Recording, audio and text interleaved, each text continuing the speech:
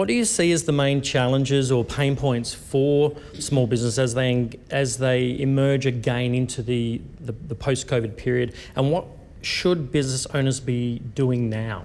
There'll be a subset of businesses out there which have had their revenues hit by way of lockdown and restrictions. There will be a subset, as I said earlier, of businesses which haven't really addressed unsustainable levels of debt and haven't needed to through the COVID period. One of probably the unnoticeable, not such an obvious sort of an outcome of the COVID period has been the possibility of some businesses have done well, but there's a possibility of overtrading and managing growth. I guess Ian touched on it there. There's obviously businesses that have had to enter the secondary market, and they're buying equipment. They're probably the value of the equipment that they're buying is probably unsustainable.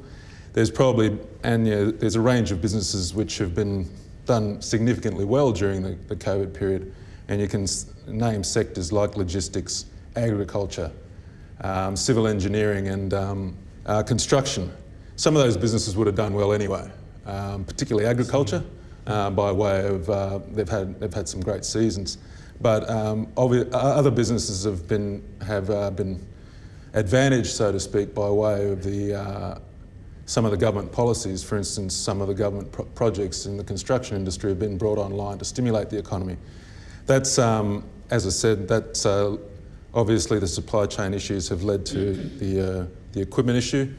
There's other businesses which obviously are having labour restrictions or finding it difficult to find labour and having to pay over the odds for labour because of a number of the restrictions around COVID that COVID's caused. And there's also, I suppose, we can even hear chat coming out of Queensland as we speak about particularly in the housing and construction industry, about the so-called profitless boom, where supply chain issues in the cost of materials has actually eroded and shot any margin that might have been able to be achieved by an increased volume of work. So let's move into the last part of the question. What should business owners be doing now to finish up that?